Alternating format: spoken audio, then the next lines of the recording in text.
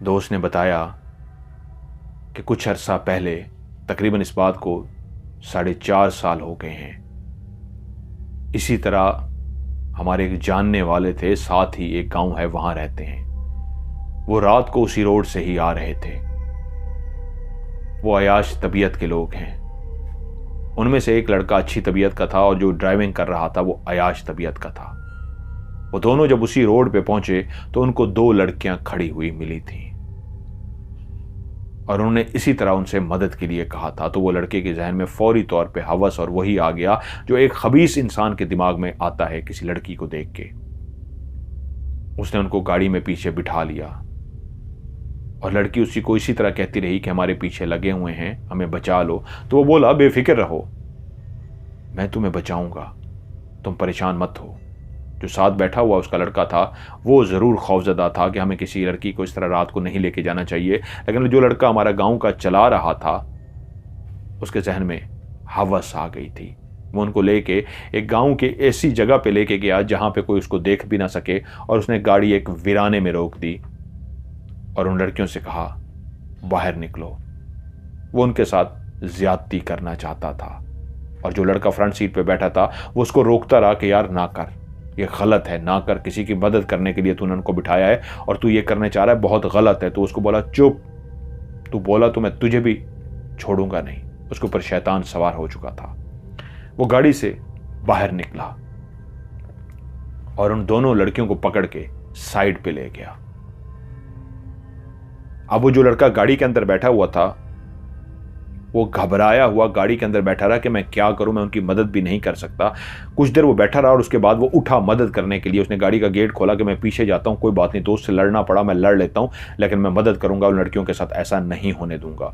वो उठ के उसके पीछे गया, लेकिन उसने देखा दोस्त भागता हुआ गाड़ी की तरफ आ गया है, आ रहा है। अभी वो गाड़ी से उतरा ही था कि वो भागता हुआ आया और गाड़ी में फ्रंट सीट पे सवार हो गया, लेकिन उसकी हालत बहुत खराब थी।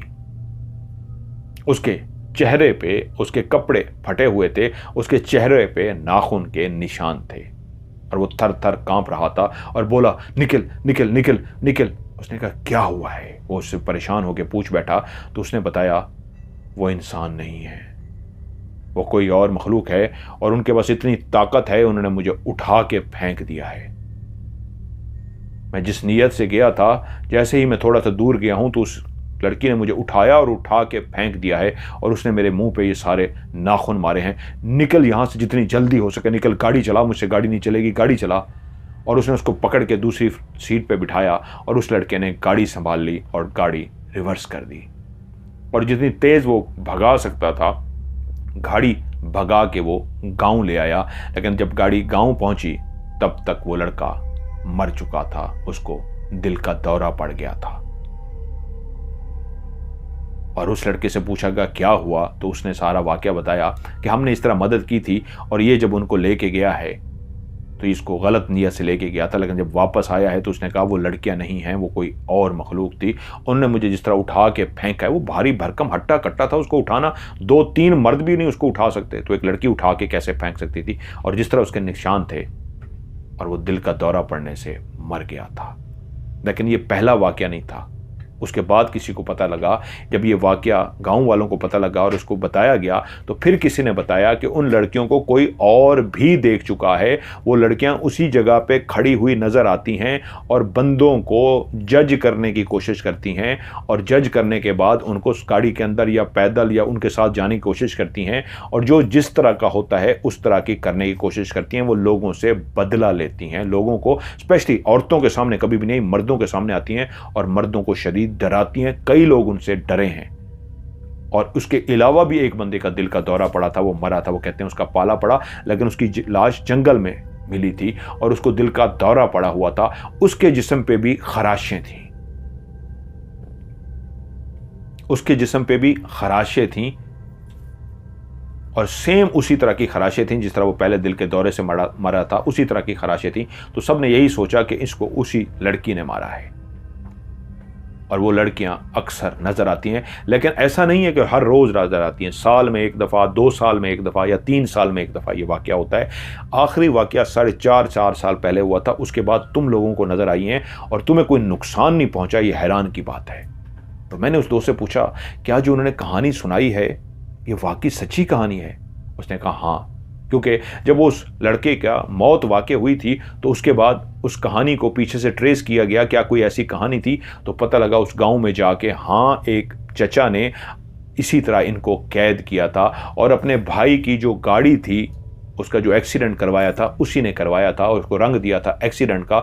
लेकिन कोई नहीं जानता था, कुछ लोगों का कहना यह भी था कि वो पहले ही मर चुका था और गाड़ी का एक्सीडेंट करके उसके मुर्दा वजूद को उसके अंदर बिठा दिया गया था, जैसे वो मर गया है, क्योंकि जो उसकी गर्दन थी वो अंदर टूटी हुई थी। तो रंग ये दिया गया था कि गाड़ी के अंदर टूटी एक्सीडेंट से, लेकिन पहले से टूटी हुई थी। और उसके बाद उन्होंने सही कहा था, उनकी माँ मर गई और उन लड़कियों को उसने कैद किया ताकि उनसे अंगूठे लगवा सके। लेकिन जब उन्होंने अंगूठे नहीं लगाए थे तो उन पर जुल्म करता रहा। लेकिन जब उन्होंने भागने की कोशिश की और वो लड़कियां पकड़ी गईं तो उस चचा ने उनको जंगल में मरवा कर फेंक दिया था। और उसके बाद खुदा का करना ऐसा हुआ, उसी चाचा पे ऐसा फालिज का अटैक हुआ कि वो बिस्तर के साथ लग गया। और इतना बुरा बिस्तर के साथ लगा कि उसकी औलाद तो थी नहीं, एक बीवी थी, उसकी बीवी भी उससे नफरत करना शुरू हो गई। वो निशाने इबरत बन गया था। और उसके बाद वही हवेली, वही जायदाद, वही सब कुछ हुकूमत के पास चली गई। ना उसको नसीब हुआ ना उन बच्चियों को नसीब हुआ। उस बच्चियों को भी उन दोनों को उसने मार दिया। काश अगर उनको दे देता, कुछ ले लेता उसमें से। बच्चियों को भी नसीब नहीं हुआ, खुद भी फालिज के अटैक से मरा और निशान इबरत बना। और वो ज़मीन जायदाद सब कुछ हुकूमत के पास चली गई। लेकिन वो वाक़या कई सौ साल, तकरीबन कोई वाक़या सालों पुराना है। लेकिन उसके बाद जब वो पहला गांव का हमारा वाक़या हुआ और उसके बाद पता करने पे लगा कि ये सच्चा वाक़या है, तो कुछ और लोगों ने भी बताया, हमारा भी पाला पड़ चुका है। और जब तुम बताने के लिए बैठे और तुमने बताया इस तरह लड़कियां थीं, इस तरह हुलिया था, वहाँ पे खड़ी थी, तो ये तो सारा वही है। भाई तू खुशकिस्मत है, बच गया, तुझे उन्होंने कुछ नहीं किया, वरना वो नुकसान पहुँचाती हैं। वो लड़कियां नहीं हैं, वो कब की मर चुकी हैं। वो अल्लाह बेहतर जाने, उनकी रूहें हैं, उनकी बदरूहें हैं, उनका हमजाद है, वो कोई जिन्नात हैं, वो कोई चुड़ैले हैं, कौन है, लेकिन हैं ये वही दो लड़कियां। ये एक बात कन्फर्म है कि जिसको चचा ने मारा था। तू शुक्र अदा कर, कोई पोटली नहीं है, कोई पोटली नहीं थी। उन्होंने तुझे तो दी, पता नहीं किस लिए दी, वो तेरा इम्तिहान ले रही थी, तेरे दिल में लालच आती है क्या, लेकिन तू परेशान रहा, टेंशन में रहा, वो भी जानती होंगी। इसलिए मेरा भाई सदका दे। हमजा कहता है मैंने जी वहाँ पे जितना टाइम गुजारना था गुजारा, और उसके बाद जब मैंने दौड़ लगाई तो रास्ते में ही फैसला कर चुका था कि भाई मेरे बाप की भी तौबा, जो आज के बाद मैं इधर आऊँ, मैं इधर नहीं आऊँगा।